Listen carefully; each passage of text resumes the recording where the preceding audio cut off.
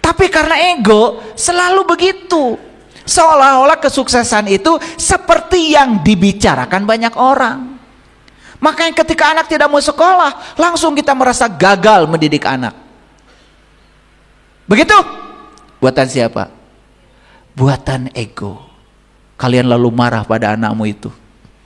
Memalukan, dianggap ketika anak tidak mau sekolah, dianggap seolah-olah status sosial kita turun, begitu? Padahal anak ini dipersiapkan oleh Allah, bukan dipersiapkan oleh kamu.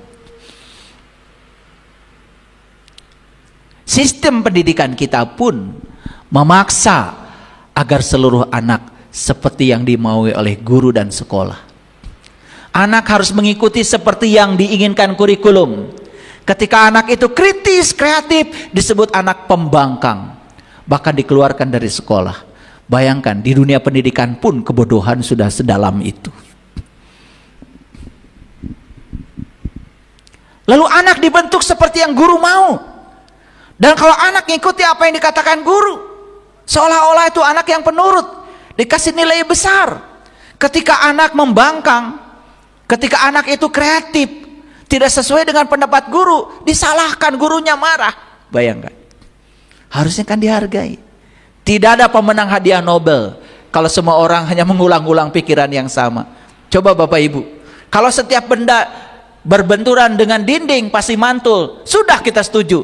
Tapi ada orang yang berpikir, kayaknya tidak begitu deh.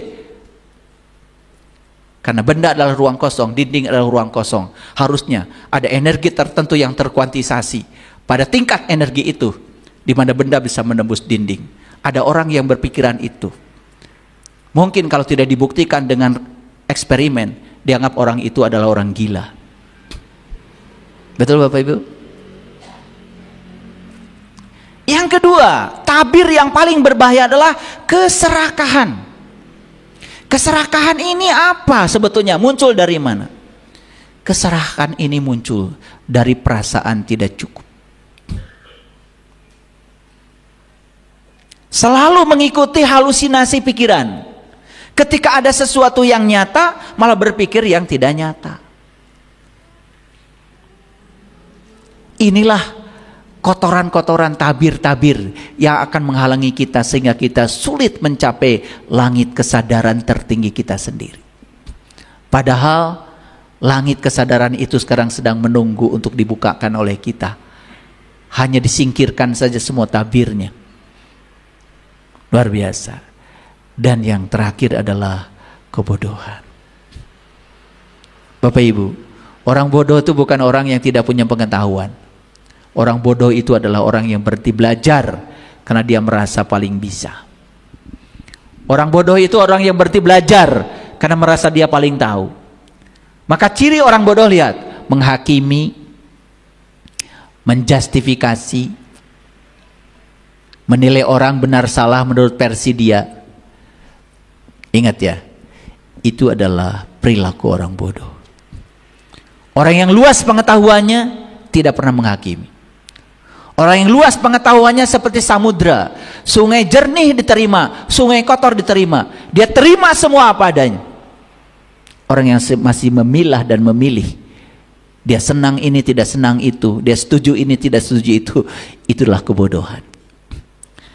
Bapak Ibu, ciri orang bodoh itu dia masih melekat pada dualitas. Benar salah, baik buruk, suka tidak suka. Itulah tabir yang menutupi kita, sulit untuk mencapai puncak kesadaran kita yang tertinggi. Jujur sekarang, apakah 3 tabir ini masih ada pada diri kita? Masih? Bapak Ibu mau kembali kepada kesadaran murni Bapak Ibu? Sudah tahu caranya sekarang? Singkirkan semua tabir. Makanya orang tua kita dulu, 5 tahun yang akan datang saya akan meninggal, hari itu jam sekian tahu. Karena sudah tidak ada tabir lagi. Sudah selesai dengan dirinya sendiri, tidak ada kemarahan, tidak ada keserakahan. Sudah tersingkap dirinya dari segala kebodohan. Yuk kita sekarang buka ayatnya. Ini Quran surat Qaf, surat ke-22, surat ke-50 ayat 22. Laqad kunta fi ghaflatin min hada. Sesungguhnya kamu berada dalam keadaan lalai dari hal ini. Hal mana? Hal ini tuh hal mana? Yang tadi saya ungkapkan Bapak Ibu. Bahagia itu sudah ada, tinggal diizinkan. Cuman terhalang, ada penghalang kebahagiaan. Bersih itu sudah ada, cuman terhalang oleh kotoran, terhalang. Cahaya itu sudah ada, cuman terhalang oleh kegelapan. Kesadaran murni itu sudah ada, cuman terhalang oleh ketidaksadaran. Yuk sekarang, perhatikan saya. Laqad kunta fi ghaflatin min hada. Sesungguhnya kamu berada dalam keadaan lalai dari hal ini. Sebegitu dekat semuanya sudah bersama kamu, menunggu untuk diizinkan saja. Tidak perlu kamu mencarinya. Lalu Allah bilang, fakashafna anka gidoaka fabasyarukal yaumal hadid. Maka kami singkapkan daripadamu tabir yang menutupi matamu, maka penglihatanmu pada saat itu menjadi amat tajam. Jadi ayat ini Bapak Ibu menjelaskan apa? Menjelaskan bahwa semua itu sudah ada, sudah tersedia, cuma terhalang. Bahkan sepatu yang Bapak Ibu idamkan itu sudah ada. Mau merek apa?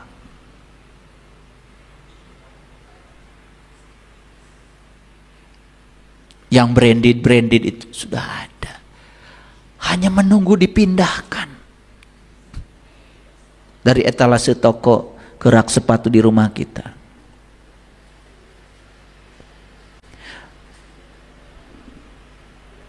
Ketika kita jalan-jalan, wah mahal, gak mungkin saya bisa beli. Perampokan. Uang dari mana? Gak akan pindah sepatu itu. Tapi, wih bagus, cocok dengan anatomi tubuh saya. Keren deh saya pakai sepatu ini. Imajinasikan. Rasakan seolah-olah sudah olahraga pakai sepatu itu sampai keringatan padahal belum ada. Tapi perasaan emosi sudah sampai di situ. Bapak Ibu percaya sama saya, gak usah berpikir caranya. Sepatu itu pasti pindah dengan cara Allah. Keren gak Bapak Ibu? Menakjubkan gak hidup? Iya.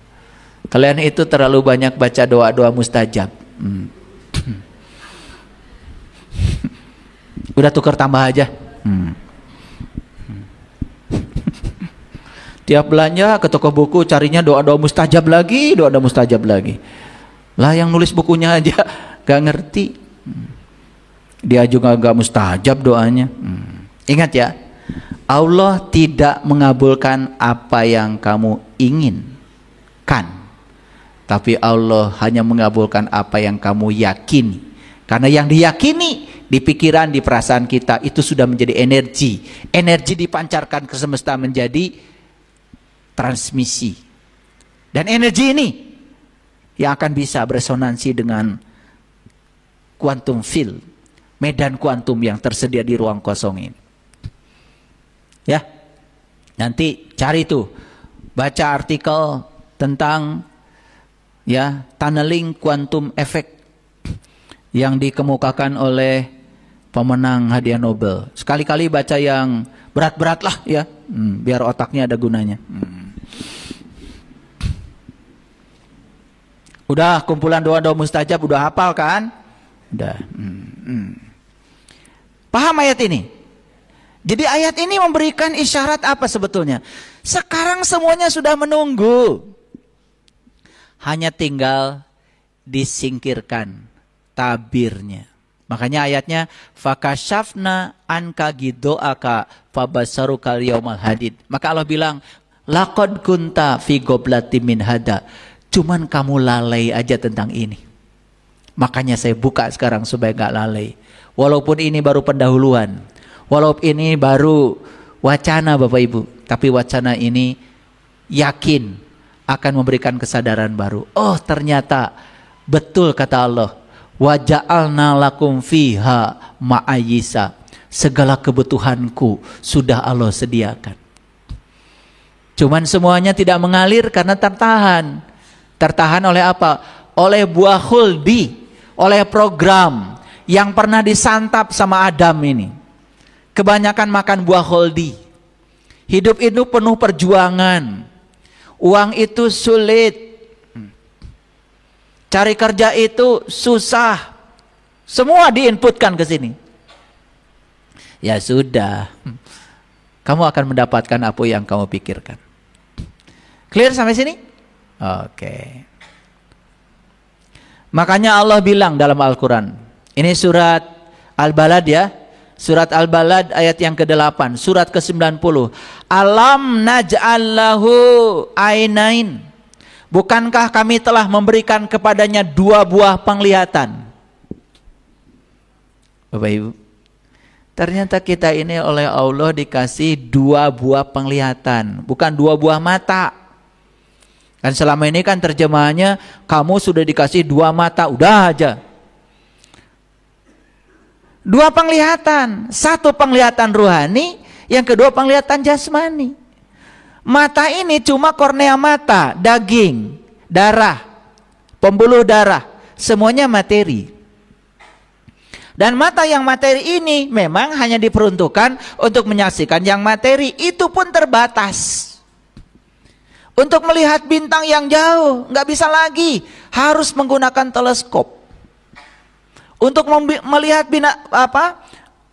benda-benda mikroorganisme, mikroba, bakteri, harus menggunakan mikroskop.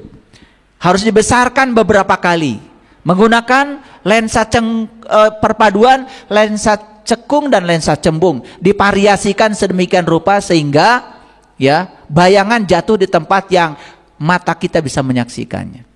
Itu sains. Tapi Allah bilang, alam naj'allahu ainain.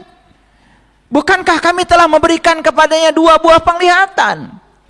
Sadar nih, yang baru bisa melihat dengan mata lahir, ingat, kamu baru menggunakan 1 mata, 1 penglihatan. Ada 1 penglihatan lain yang masih tertutup dalam dirimu.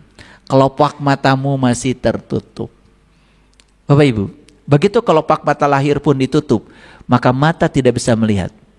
Begitu kelopak mata batin kita juga tertutup, nyaris tidak bisa melihat. Tapi kelopak mata batin itu yang disebut dengan mata kolbu tidak untuk melihat apapun kecuali untuk menyaksikan Dia yang maha tak terlihat.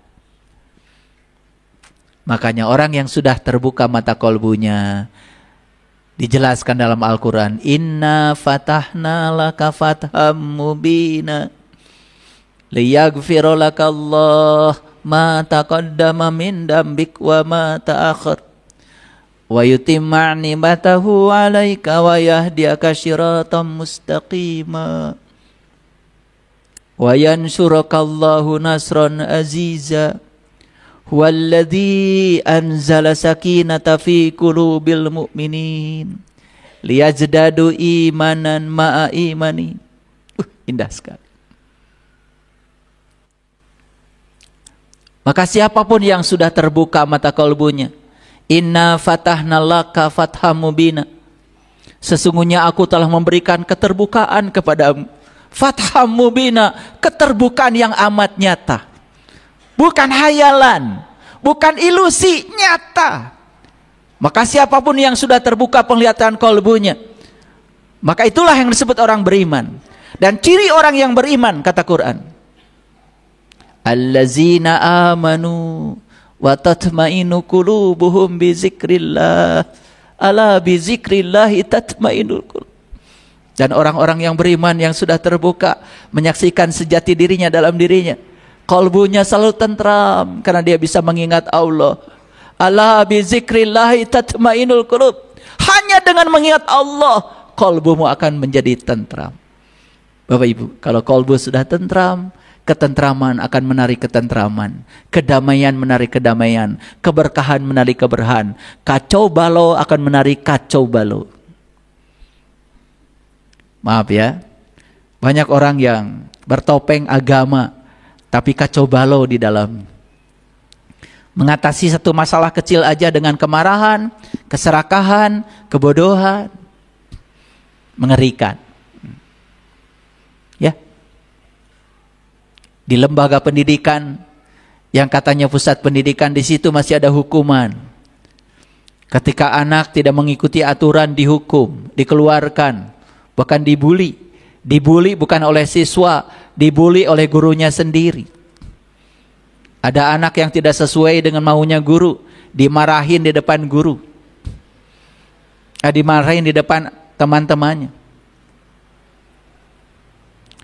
Beberapa hari yang lalu saya kedapati orang yang konsultasi sama saya mengalami masalah berat.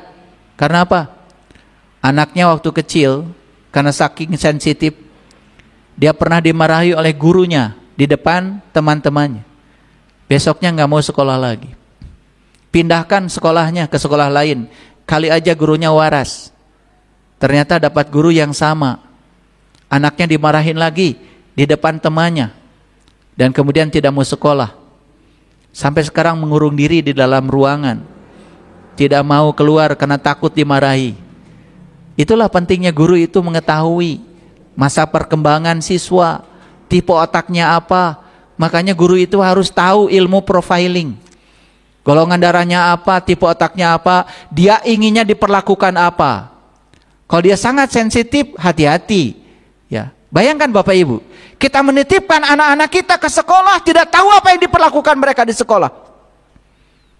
Orang tuanya menangis di depan saya. Harus digimanakan anak saya. Lukanya terlalu dalam. Setelah itu apalagi dihukum, dikeluarkan dari sekolah. Katanya tidak, di sekolah tidak boleh ada bullying. Tapi bullying itu dilakukan oleh gurunya sendiri di hadapan teman-temannya. Bayangkan Bapak Ibu. Mau nyekolahkan anak kita di mana Bapak Ibu?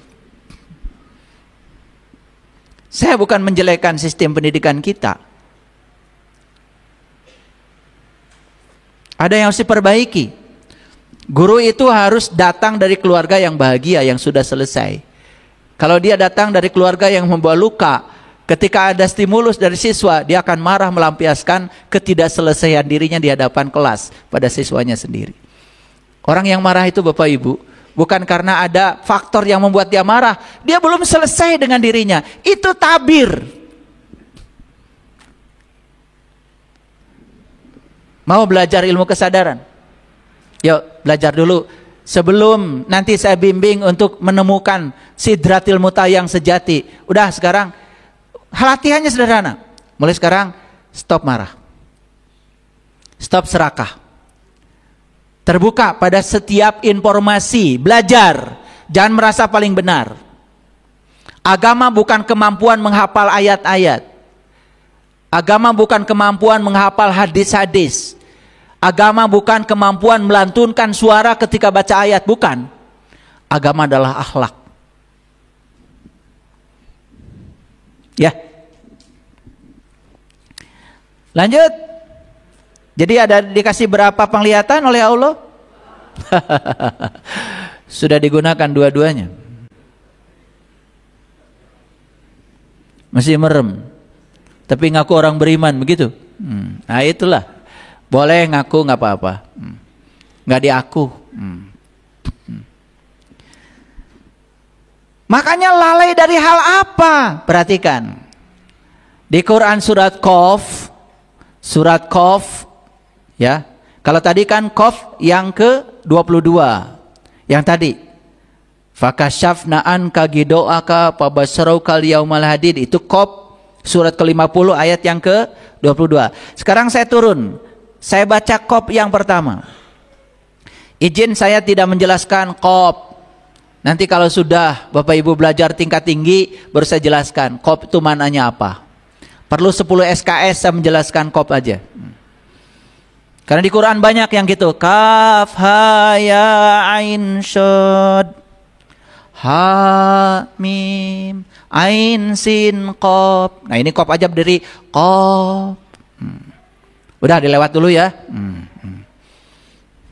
Nah semua ya di ayat di Quran yang huruf-hurufnya itu cuman satu huruf, dua huruf, tiga huruf yang pembuka, sebetulnya itu tidak sederhana Bapak Ibu. Itu hanya bisa dijelaskan kepada mereka yang sudah mengalami.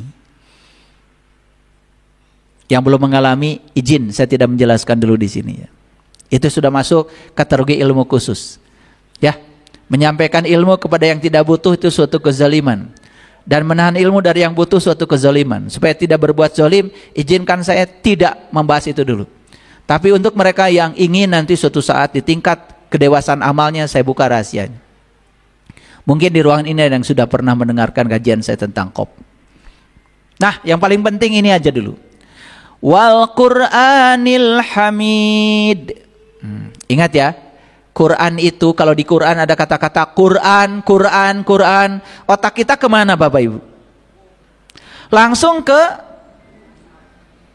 benda yang wujudnya buku, yang isinya tulisan Arab itu. Ingat ya, Quran itu bahasa Arab dari kata qara'a yaqra'u Qur'anan. Sebetulnya Quran itu, kata Quran bahasa Indonesia, bahasa Arab. Jawab dong. Bahasa Arab. Aslinya sebenarnya bahasa Arab, bahasa Tuhan. Arti yang sebenarnya dari Quran itu adalah bacaan. Qara'a yaqra'u Qur'anan. Jadi Quran itu arti yang sebenarnya kalau menurut orang Indonesia harusnya bacaan. Makanya di Quran ada kata-kata qaf wal Qur'anil Hamid. Qaf, demi bacaan yang mulia. Qaf itu barangnya, qaf itu wujudnya.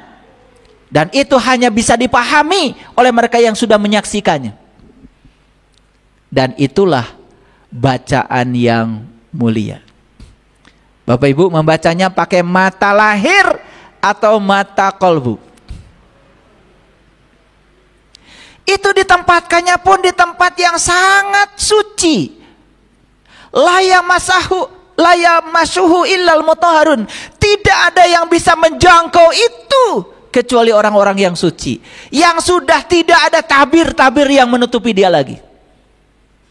Makanya menyucikan diri, menyucikan jiwa itu luar biasa Ibu Bapak pentingnya. Makanya jangan mudah ternoda oleh situasi di luar. Jadilah dirimu sendiri. Kalau gampang ternoda, terombang-ambing oleh situasi yang di luar, akhirnya kita sering ya mempertebal tabir kita sendiri. Cerita apa ayat ini? Cerita bacaan yang sangat mulia, yang hanya bisa dilihat oleh orang-orang yang suci. Jujur Bapak Ibu, ayo gunakan logika yang sederhana aja. Kalau Quran yang tulisan Arab, yang berupa kitab itu, bisa nggak itu disentuh oleh orang-orang yang pembohong? Bisa nggak disentuh oleh koruptor? Kali aja Eling koruptor baca Quran. Bisa nggak disentuh oleh para penzina? Bisa nggak disentuh oleh orang munafik, orang fasik? Bisa nggak disentuh oleh orang-orang yang jahat, para pembunuh? Bisa Bapak Ibu. Padahal di Quran dikatakan ada satu bacaan yang mulia, la yamassuhu illal mutahharun. Disimpannya pun di tempat yang terjaga, Lauhil Mahfuz. Dan itu tidak terjangkau hanya oleh mereka yang bisa menjangkaunya. Itulah qaf yang sebenarnya. Dan saya tidak bisa menjelaskan sekali lagi, harus dialami sendiri.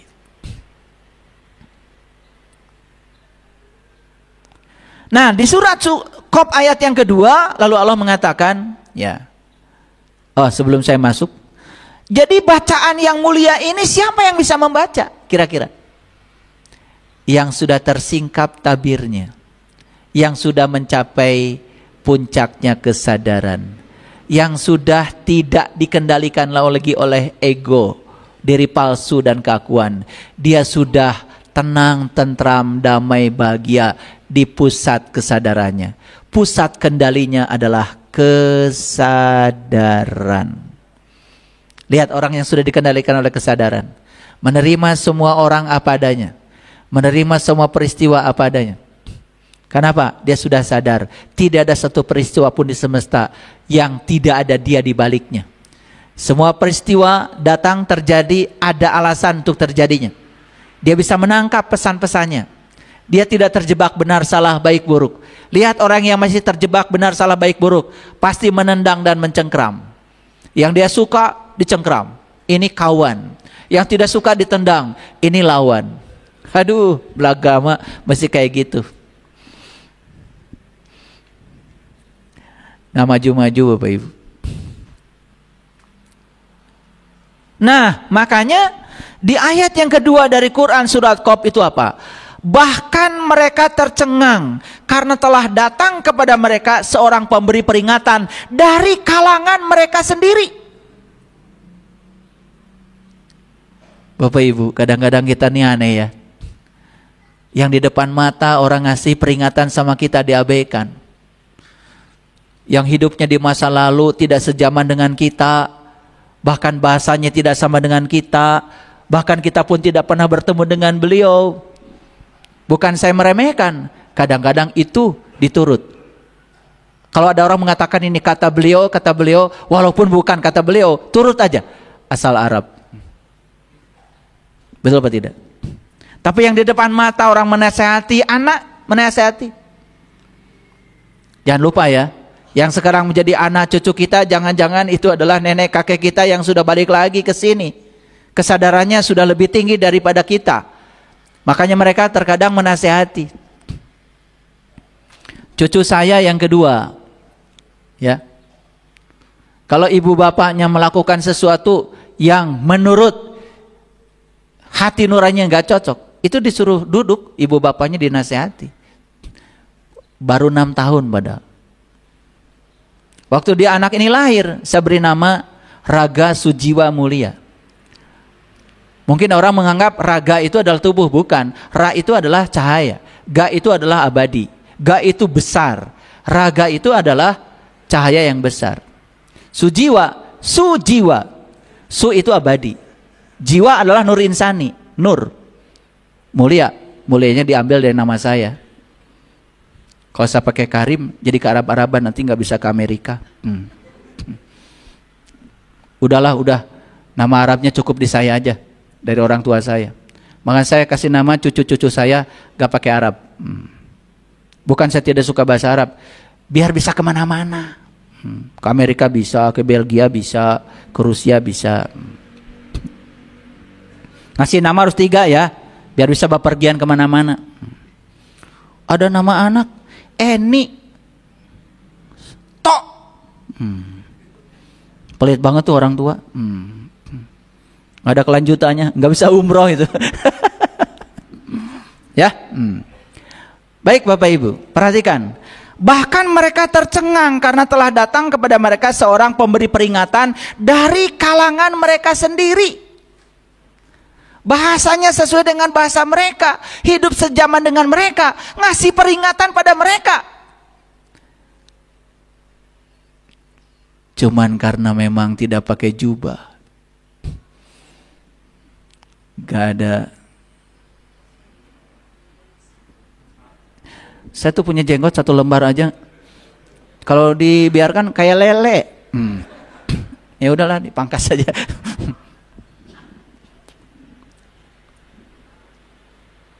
Ngerti maksudnya? Ya, gitu. Maka berkatalah orang-orang yang masih tertutup apanya? Tertutup tabir. Masih banyak tabir, ada tabir kemarahan, tabir keserakahan, tabir kebodohan. Bilangnya apa tuh? Ini adalah suatu yang amat ajaib katanya. Malah dianggap sesuatu yang goib. Padahal nyata di depan mata, tapi dianggap sesuatu yang goib. Karena sudah terframing, kalau kebenaran itu harus datang dari sana. Harus datang dari tempat yang jauh. Ya. Harus naik unta dan pakai tongkat. Katanya itu tongkat Musa. Kalau dibohongi kan gampang banget ya. Kalau masih bisa dibohongi itu kan artinya bodoh ya. Suka gampang dibodohi Bapak Ibu? Dibohongi? Berarti apa tuh? Gak tega saya nyebutnya. Nah, di ayat yang ketiga, aiza mitna wa kunna turaba. Apakah kami setelah mati dan menjadi tanah? Zalika raj'un ba'id. Itu adalah suatu pengembalian yang tidak mungkin. Sebetulnya ba'id itu bukan tidak mungkin. Ba'id itu kan artinya jauh. Apakah itu suatu pengembalian yang jauh? Itu sebetulnya. Perhatikan ayat ini. Bapak Ibu pasti akan mati kan? Oke. Dikubur kan? Oh, saya nggak mau dikubur, saya mau dibakar aja. Tapi yang tetap nanti juga menyatu dengan bumi. Saya nggak mau mati di darat, saya mau di laut aja. Ya tetap nanti juga dimakan ikan, menyatu dengan bumi. Apa yang tidak menyatu dengan bumi? Betul nggak? Nah, lihat saya semuanya. Dikuburlah tubuh kita, hancur nggak Bapak Ibu? Hancur. Unsur-unsur yang ada tubuh kita, kalsium, nitrogen, hidrogen, oksigen, magnesium, aurum, ferum, zintum, semua itu akan kembali ke unsurnya masing-masing. Jadi mineral dalam bumi. Kalau sudah jadi mineral kan ada petani tuh nanam, betul nggak? Jadi apa itu? Jadi ubi singkong, jadi ubi talas, jadi mangga. Kemana itu? Kan dimakan sama manusia. Setelah dimakan manusia jadi apa? Jadi saripati dari tanah, namanya sperma dan sel telur. Ketemu lagi setelah menikah. Jadi apa lagi Bapak Ibu? Jadi tubuh baru lagi, datang lagi tubuh yang baru, tiupkan lagi jiwa yang belum selesai. Kan begitu, itu siklus itu. Dan itu hukum alam Bapak Ibu. Tidak perlu keyakinan apapun. Karena itu hukum alam. Ya sampai sini? Nah, makanya di sini ada kata-kata, apakah kami setelah mati, setelah menjadi tanah, apakah akan dikembalikan lagi? Gitu kan? Dengan pengembalian yang jauh. Kenapa kata-katanya jauh? Karena kita tidak tahu apa kita jatuh dari keturunan yang ini, atau berapa generasi yang akan datang. Menunggu resonansi yang tepat. Menunggu waktu yang tepat. Lihat saya semuanya. Ketika kita harus datang lagi ke sini, kita datang ke sini udah membawa kesadaran yang berbeda. Kenapa? Mati itu Bapak Ibu seperti portal. Tahu portal? Lihat saya semua. Ketika mobil kita kena portal, berhenti. Kalau portal sudah diangkat, jalan lagi. Betul? Perhatikan, ya. Kesadaran terakhir saat kita mati akan menjadi kesadaran awal saat kita dibangkitkan kembali pada tubuh baru. Tadi malam saya habis dari Nagreg itu. Ada proyek di sana dengan teman-teman dari Jakarta. Di mobil kita diskusi bincang-bincang. Ada sahabat yang bilang begini, saya itu merasa ajaib hidup saya. Saya kadang-kadang tidak perlu kerja keras. Kok semuanya datang begitu mudah. Bahkan datang luar biasa, tanpa batas. Memang luar biasa ya dia itu orang. Saya ajak untuk bangun masjid, yuk. Saya ajak untuk bangun ini, yuk. Asal untuk kegiatan yang produktif, berapapun uang yang dibutuhkan, udah nggak pakai ngitung itu. Langsung pencet M-Banking, langsung kirim saat itu juga. Asal saya ngomong. Begitu saya coba ya baca data karbanya secara tidak langsung. Saya baca data karmanya. Oh, ternyata dia itu dulu seorang kaya. Tetapi kekayaannya dia Bagikan. Pokoknya siapa orang yang butuh kasih. Butuh kasih. Dan dia kalau ngasih itu tidak pernah yang biasa. Dia ngasih itu yang luar biasa. Bapak Ibu. Makanya di kehidupan yang sekarang ini sudah jadi akhirat dia. Dari kehidupan yang dulu. Jadi kehidupan yang sekarang itu sudah akhiratnya dia dari kehidupan yang dulu. Karena dulu dia baik, maka di kehidupan sekarang semua berkah datang tanpa susah, tanpa kerja keras. Mau nggak Bapak Ibu di kehidupan yang akan datang, Bapak Ibu lahir dari keluarga yang berkesadaran, lahir dari keluarga yang berkecukupan, lahir dari keluarga yang berpendidikan, betul nggak? Apa yang dibutuhkan ada. Tidak lahir di keluarga yang kekurangan, banyak konflik, bahkan lahir di negara yang penuh konflik. Maaf Bapak Ibu, itu ada kaitan dengan apa yang dilakukan oleh kita di masa lalu. Makanya saya bilang ya, akhirat itu apa? Masa depan. Hari ini masa depan bukan? Masa depan dari kehidupan yang kemarin. Besok masa depan enggak? Masa depan dari kehidupannya hari ini. Walal akhiratu khairul laka minal ula. Mau enggak masa depannya lebih baik? Ya sudah, lakukan kebaikan. Kapan?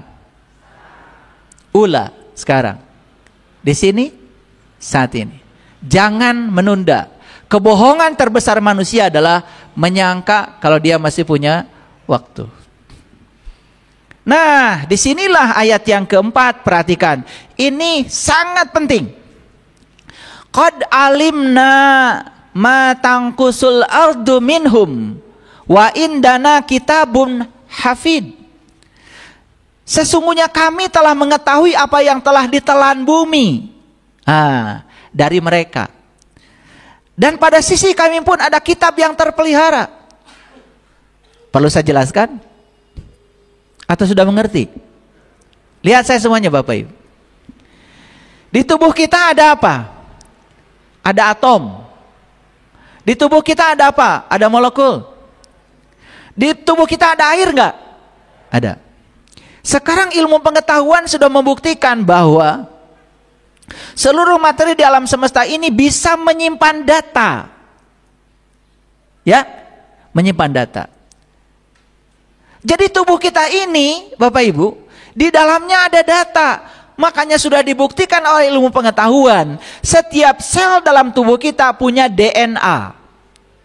Di satu DNA itu ada 3 miliar data. Data dari mana? Itu data yang pernah kita telan di masa lalu. Maka dikatakan di sini, sesungguhnya kami telah mengetahui apa yang telah ditelan bumi. Perhatikan Bapak Ibu. Bukan bumi itu. Nih bumi, alam mikrokosmos. Jadi ketika Bapak Ibu hidup sekarang ini, banyak sekali ya Bapak Ibu menelan data. Banyak? Oke, lihat saya semuanya. Bapak Ibu bernapas. Ketika napas sedang di dalam, semua yang di ruang cipta sedang memikirkan keburukan, sedang memikirkan kebaikan, apapun yang sedang di ruang cipta, itu terekam Bapak Ibu oleh napas yang tinggal di dalam beberapa saat. Selanjutnya napas kemana? Keluar. Dibawa ke ruang kosong ini. Ruang kosong ini adalah medan energi. Disebut medan energi kuantum, medan energi potensial. Dan nanti Bapak Ibu, semua data yang sudah dibawa ke sini itu akan dikembalikan lagi kepada masing-masing pembuatnya. Jadi sadari bahwa sebetulnya sekarang ini kita sedang menelan data. Maka telanlah data yang membuat akhirat kita lebih baik. Jangan menelan data fitnah, data hoax, data kebencian, data perpecahan. Luar biasa ya. Pernah nggak Bapak Ibu membaca ayat ini? Pernah kan? Ya sekarang mungkin sudah baca 30 juz ya. Saking cepatnya baca kayak kereta api. Ya, sampai terlewat ini ayat ini. Tidak ada kesempatan untuk mencerna ayat ini. Yuk perhatikan. Dan pada sisi kami pun ada kitab yang terpelihara. Kitabun hafid. Yuk, sekarang lihat saya. Bapak Ibu melakukan kebaikan, dicatat nggak? Siapa yang mencatat? Ya Bapak Ibu. Bapak Ibu melakukan keburukan, tercatat nggak? Siapa yang mencatat? Ya Bapak Ibu. Jadi di dalam diri kita itu ada kitab yang otomatis mencatat. Yang sering oleh kita disebut malaikat rokib, malaikat atid, itu bahasa syariatnya. Malaikat rokib itu adalah tekad yang mencatat kebaikan. Malaikat atid itu tekad juga dalam diri kita yang mencatat keburukan. Kan kebaikan dan keburukan yang tahu kita. Coba sekarang saya mau nanya, ada nggak peristiwa di masa lalu yang sampai sekarang masih Bapak Ibu ingat? Ada. Pernah nggak Bapak Ibu melakukan kesalahan yang fatal dan sekarang masih ingat? Siapa yang mencatatnya? Ya dirimu sendiri. Tuh, malaikat rokib dan atid nyata nggak? Nyata. Selama ini dihafal aja kan? Yang mencatat amal baik, malaikat rokib. Itu pelajaran agama dulu. Yang mencatat amal buruk, atid. Begitu saya tanya guru agama, Pak, Bu, ali malaikat rokib jeung atid di mana ayeuna? Tanguntit maneh. Mana? Padahal di sini kan, betul nggak? Otomatis saja melakukan kebaikan, kecatat. Melakukan keburukan, kecatat. Sebetulnya kalau kita jujur aja pada diri sendiri, tidak ada peristiwa dalam hidup ini yang datang sendirinya. Kita yang menariknya sebetulnya. Cuman kita sering lepas tangan, tidak mau tanggung jawab. Padahal tidak ada peristiwa dalam hidup yang datang secara kebetulan. Kita yang menariknya. Yes? Oke. Ini makin sadar atau makin bingung? Ayat yang kelima, ya. Bal kazzabu bil haq lamma ja'ahum fahum fi amrim marij. Sebenarnya mereka telah mendustakan kebenaran tatkala kebenaran itu datang kepada mereka, maka mereka berada dalam keadaan kacau balau. Lihat Bapak Ibu, perhatikan saya. Semua yang kacau balau hidupnya itu sebetulnya karena mereka menolak kebenaran yang datang kepada mereka. Pertanyaannya, apakah kebenaran itu disampaikan pada semua orang? Atau hanya pada para nabi, para rasul? Jawab sekali lagi, pada semua orang atau hanya pada nabi dan rasul? Pada semua orang. Jujur Bapak Ibu, sering mendengarkan suara kebenaran dari dalam? Ada yang bilang, kamu kok pelit amat? Suka ada. Kamu kok ruwet amat? Suka ada ya? Kenapa kamu marah? Ada ya? Kenapa sakit hati? Ada kan? Kenapa kamu jengkel? Ada kan? Udah kamu berikan aja biar orang lain bahagia. Ada kan? Jujur, diikuti apa tidak? Itulah suara Sidratil Muntaha. Itulah suara puncaknya kesadaran. Cuma selama ini suara itu oleh kita tidak diikuti. Akibatnya kita membuat tabir makin tebal, makin tebal. Akibatnya suara itu nyaris tidak terdengar lagi. Lihat saya semuanya. Semua yang sudah tidak mampu mendengar suara itu lagi, perhatikan saya. Pasti hidupnya kacau balau. Ada yang kacau balau nggak di sini hidupnya? Hah? Semuanya? Masa? Kadang-kadang dibesarkan volumenya. Ada yang kacau balau nggak? Ya, nggak apa-apa. Apakah kacau balau itu buruk? Tidak. Kacau balau lah yang akan melahirkan keteraturan. Ingat ya. Kesalahan melahirkan kebenaran. Keburukan menghasilkan kebaikan. Gelap menghasilkan cahaya. Jadi kalau sekarang masih kacau balau, sudah nggak apa-apa. Sadari bahwa saya kacau balau. Itu aja. Sadari. Saksikan bahwa saya masih kacau balau. Itu aja. Udah, jadi penyaksi aja. Yang kacau balau itu sebenarnya bukan diri kamu. Yang kacau balau itu adalah egomu, diri palsumu. Sebab diri sejatimu itu sejatinya tidak kacau balau. Makanya pulanglah sekarang ke dalam diri sejatimu. Yuk pulang. Bukan pulang nanti, pulang sekarang. Karena surga di sini saat ini sekarang. Ya, pada saat kita masih bernapas, pulang sekarang. Saya bersyukur ya, banyak apresiasi yang datang pada saya, mengucapkan terima kasih atas kajian-kajian yang saya sampaikan. Ibu-ibu lagi masak, dengarkan kajian. Bapak-bapak lagi di kebun mendengarkan kajian. Kemudian mereka mengurangi tabir-tabir itu. Biasa marah sudah berkurang. Keserakahan sudah berkurang. Dia sadar bahwa hidup untuk alam semesta. Tidak semua yang dia dapat buat dirinya sendiri. Dulu pelitnya auzubillah, sekarang sudah mulai bisa berbagi. Keren banget. Bapak Ibu tidak usah bergerak cepat ya. Yang penting bergerak maju. Keren, itu aja udah bagus. Nah, itulah pentingnya kita belajar kesadaran. Ya. Kemudian ayat yang berikutnya, ayat ke-6. Maka apakah mereka tidak melihat langit yang ada di atas mereka?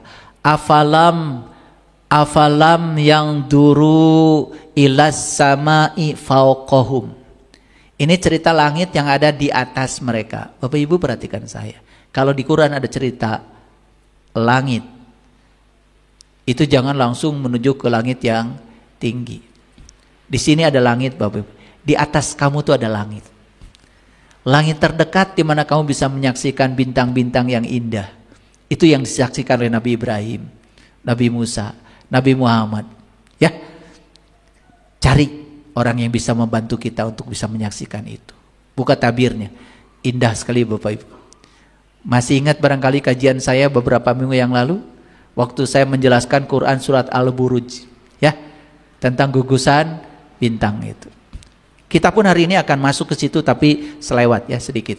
Nah, bagaimana kami meninggikannya dan menghiasinya, dan langit itu tidak mempunyai retak-retak sedikit pun. Saya tidak bisa menjelaskan ini kecuali Bapak Ibu nanti sudah mengalaminya sendiri. Bahwa di dalam diri kita itu ada langit yang terdekat yang dihiasi oleh bintang-bintang. Bapak Ibu harus bisa menyaksikan itu sebelum Bapak Ibu mati. Kalau belum bisa menyaksikan itu, kalian akan mati dalam kegelapan. Ketika nyawa sampai di kerongkongan, kata Allah, kamu harus melihat. Aku lebih dekat kepadamu, tetapi kebanyakan manusia mati dalam keadaan tidak melihat. Auzubillah ya, mati kayak gitu. Tidak tahu jalan pulang. Makanya jangan sepelekan ya, jangan sepelekan. Nah di Quran surat Qaf ayat 21, nah ini diloncat ya. Waja'at kullu nafsim ma'aha sabikun wa syahid.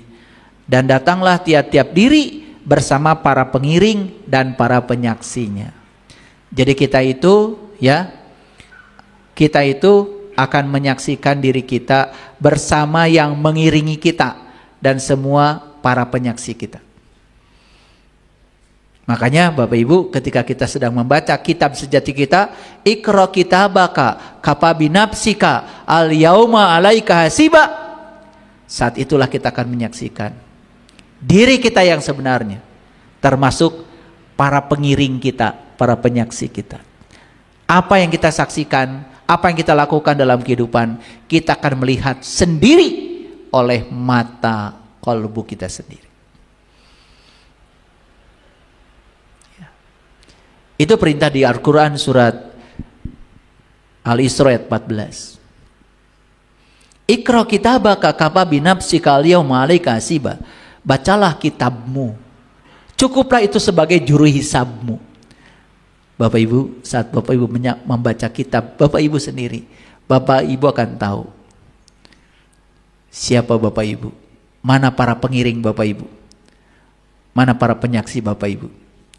Mereka yang menuhankan hartanya, dia akan diiringi hartanya. Mereka yang menuhankan jabatannya, diiringi jabatannya. Mereka yang menuhankan uangnya akan diiringi uangnya. Semua akan nyata Bapak Ibu pada saat itu. Jangan main-main ya dalam kehidupan ini. Itu sebabnya mulai sekarang, hidup itu bukan soal mendapatkan, tapi hidup itu adalah soal melepaskan. Belajar untuk melepaskan. Letting go. Melepaskan apapun. Terutama melepaskan kemelekatan kita kepada ekspektasi kita sendiri. Bapak Ibu boleh punya rencana? Boleh. Tapi jangan melekat pada rencana. Kalau sesuatu yang terjadi di luar rencana, sudah, letting go. Itu yang terbaik dari Allah. Bapak Ibu boleh punya cita-cita? Boleh. Bertindaklah tanpa memaksa. Tapi kalau cita-cita tidak tercapai sesuai dengan yang Bapak Ibu mau, sudah, itu yang terbaik dari Allah. Letting go. Itu Islam. Itu karma yoga. Itu Wu Wei. Itu mengalir namanya. Bapak Ibu boleh punya target? Boleh. Tapi kalau target tidak tercapai, Bapak Ibu sudah total bertindak tanpa memaksa, sudah mengalir, tetapi target tidak tercapai, sudah, berbahagialah dengan yang ada. Buang semua keserakahan. Maka Bapak Ibu suatu saat akan masuk pada Sidratil Muntaha. Karena tabirnya sudah tersingkap semuanya. Ini kajian Bapak Ibu, mungkin disebut tingkat tinggi. Tidak, ini adalah kajian permukaan. Kajian tingkat tingginya Bapak Ibu harus mencapai sendiri. Apa yang saya capai, Bapak Ibu harus mencapainya sendiri. Tafsir Quran yang sejati adalah pengalaman spiritual kita. Kenapa? Perhatikan saya. Pengalaman spiritualnya Nabi Muhammad sudah menjadi tulisan, namanya Al-Quran. Setelah menjadi tulisan, bagaimana menafsirkan tulisan ini? Gak ada cara lain kecuali kita mengalami yang dialami Nabi Muhammad dulu, baru kita akan memahami yang tertulis. Tidak ada perbedaan tafsir. Tidak ada. Perbedaan tafsir itu hanya dilakukan ketika orang menafsirkan kitab suci yang bahasa Tuhan ini dengan bahasa manusia. Kalau dia ditafsirkan dengan bahasa Tuhan, tidak ada perbedaan tafsir. Tidak berbeda. Inilah ya Quran surat An-Najm. Wan najmi idha hawa, demi bintang ketika mati. Ada yang menerjemahkan demi bintang ketika tenggelam. Ada yang menerjemahkan demi bintang ketika mati. Intuisi saya mengatakan wan najmi idha hawa itu demi bintang ketika mati. Saya konfirmasi ya secara fisika, perhatikan saya. E sama dengan mc kuadrat. Energi setara dengan materi, massa. Ternyata bintang yang mati itu bukan gelap. Malah bintang yang mati itu jauh lebih bercahaya. Kenapa? Ada transisi dari materi menjadi energi. Pernah lihat tukang las? Coba tukang las. Ketika ada materi yang mau dibuang, pasti keluar cahaya kan? Betul nggak? Di balik materi itu ada energi. Jadi bintang yang mati itu, saya pernah berkirim email kepada seseorang yang menjadi peneliti. Saya minta dikirim gambar bintang mati menurut versi astronomi. Saya terkejut kenapa? Ternyata gambar bintang mati yang ditangkap oleh teleskop Hubble jauh lebih terang, jauh lebih bercahaya. Lalu saya baru paham, oh itulah energi sama dengan massa dikalikan kecepatan cahaya dikuadratkan. Apa yang mau saya sampaikan pesan ini, Bapak Ibu? Nabi Ibrahim melihat bintang, Nabi Musa melihat bintang, Nabi Muhammad pun di Quran surat An-Najm dikatakan beliau pun melihat bintang, tapi bukan bintang yang biasa. Lir lir lir lir tandure sumilir ta ijo royo-royo ta sengguh temanten anyar ta sengguh temanten anyar. Bocah angon pene no blimbing kuwi lunyu pene no kanggo basuh dodo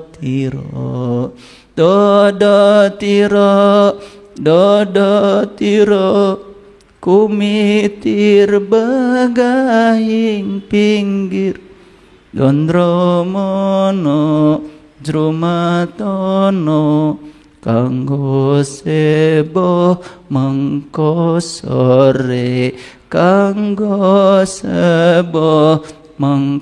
sore mumpung padang rembulane mumpung jembar kalangane ya surah iyo. Hadiahkan Al-Fatihah buat Sunan Kalijaga. Fil barakati umul Quran. Al-Fatihah.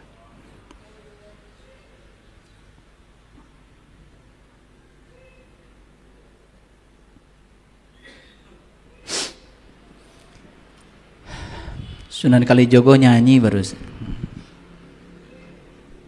Minta nyanyi.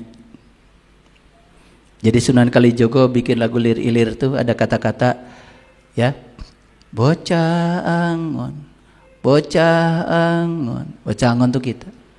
Pene no blimbing kui. Blimbing itu apa? Bintang. Maka aja bocah angon. Kamu harus memanjat pohon bintang. Panjat bintang itu. Lunyu pene no. Walaupun licin, panjat terus. Bebaskan semua tabir penghalang pada dirimu. Capai sidrah al-muntaham.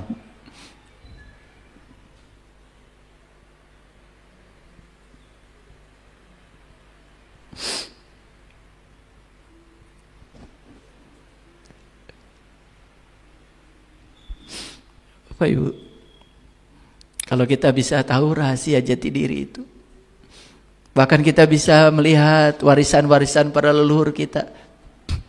Coba lagu lir-ilir itu luar biasa. Kalau di Parahyangan, bubui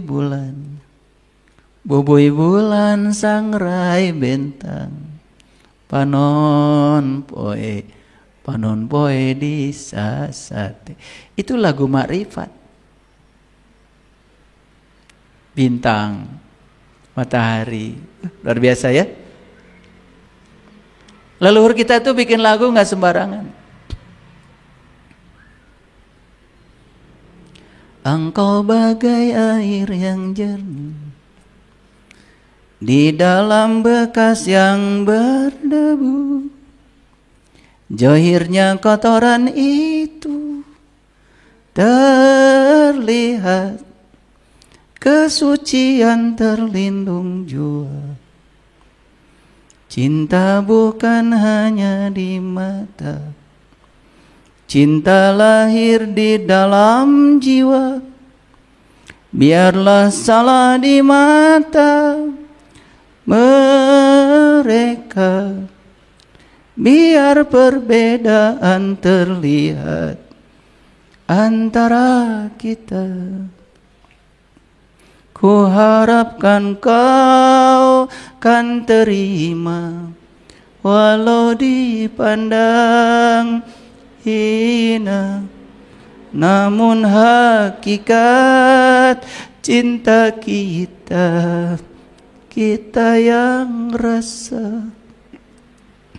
Suatu hari nanti pastikan bercahaya. Debu jadi permata, hina jadi mulia. Bukan hayalan yang aku berikan, tapi keyakinan yang nyata. Karena cinta lautan berapi, akhirnya kan ku renang jua.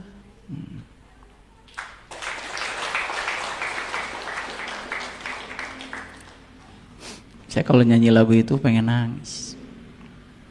Lagu itu cerita pengalaman saya. Sekotor apapun tubuh jasmani ini, tapi dia yang maha suci tetap saja suci dan terjaga.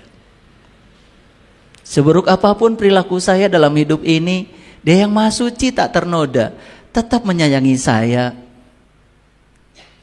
tetap menemani saya, tetap memberi napas pada saya. Nikmat Allah mana lagi yang akan kau dustakan?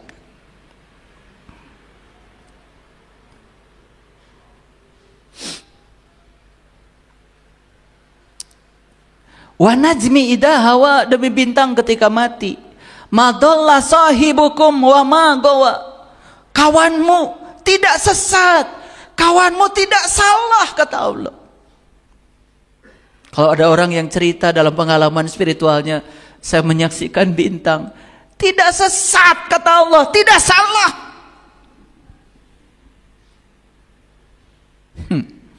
Masih ada orang yang belum tahu apa-apa, bilang sesat, sesat, sesat. Kayak Allah aja. Wa ma yantiku anil hawa, dan tiadalah yang diucapkannya itu menurut kemauan hawa nafsunya. In huwa illa wahyu yuha. Ucapannya itu tiada lain adalah hanya wahyu yang diwahyukan. Allamahu syadidul quwa, yang diajarkan kepadanya oleh Dia yang maha kuat. Al-Qawi. Pernah baca Asmaul Husna kan? Ada Al-Qawi, Al-Quwa, Sadidul Quwa, Dia yang maha kuat. Ma kadzabul fuad wa ma ra'a. Qalbunya tidak mendustakan apa yang telah dilihatnya. Qalbunya sudah tersingkap segala rahasia, sudah terbuka. Tidak ada tabir lagi. Bapak Ibu, fuad dalam bahasa Quran itu qalbu yang paling dalam.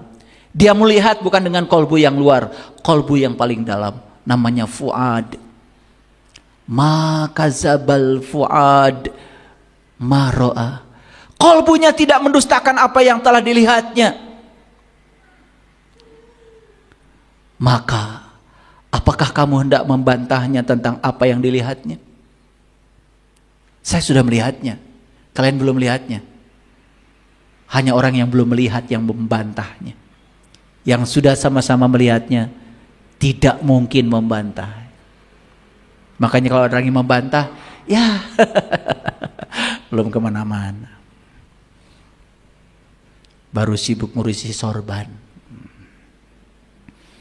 Makanya sorbannya palit ke Cimandiri. Dasar Kang Haji. Badai nyandung.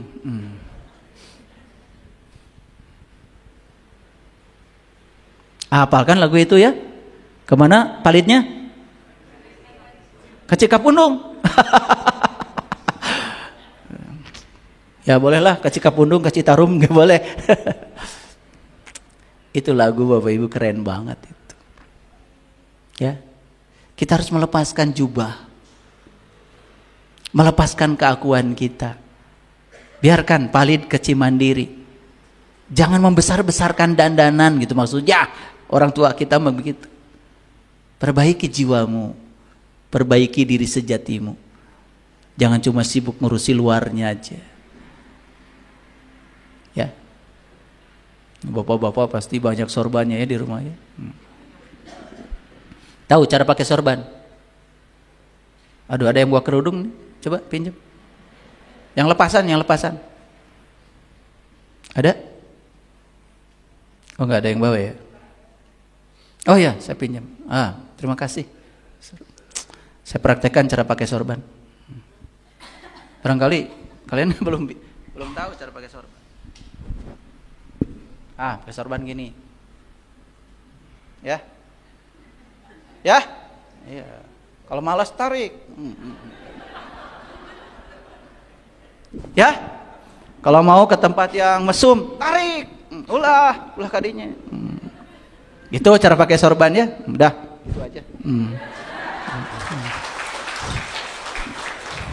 Dulu begitu orang tua kita cara pakai sorban. Bukan di sini. Sini. Kayak orang suci aja. Ini. Gitu ya. Boleh pakai sorban begitu ya. Nanti kalau malas langsung ambil sorban. Gitu. Hudang gitu. Ya. Bangkit, jangan bodoh terus gitu. Ya. Boleh nanti pulang dari sini beli sorban ya. Gitu cara makainya ya. Jadi selama ini salah nggak cara makainya? Di mana? Nggak ada guna kalau di sini. Di sini. Ya. Jika perlu minta sama saya tolong. Minta bantuan, tolong. Nanti saya ikat ya. Gitu cara pakai sorban. Makanya di ayat yang ke-14, ayat ke-13, walaqad ra'ahu nazlatan ukhra. Dan melihatnya, melihat apa? Melihat itu, tuh, yang indah itu. Bisa kapan saja. Karena dia tidak pernah tidur, nggak pernah ngantuk bersama kita. Mau jam 10, jam 11, jam 12, tidak usah nunggu. Kapan saja. Walaqad ra'ahu, dan melihat dia kapan saja. Boleh. Indah nggak Quran? Di mana melihatnya? Indah sidratil muntaha, di puncak kesadaran. Bagaimana cara melihatnya? Id yagsha sidrata mayaksa. Buang semua tabirnya. Singkirkan semua penghalangnya. Kamu akan sampai di puncak kesadaran. Shadaqallahul adzim, barakallahu li wa lakum. Assalamualaikum warahmatullahi wabarakatuh.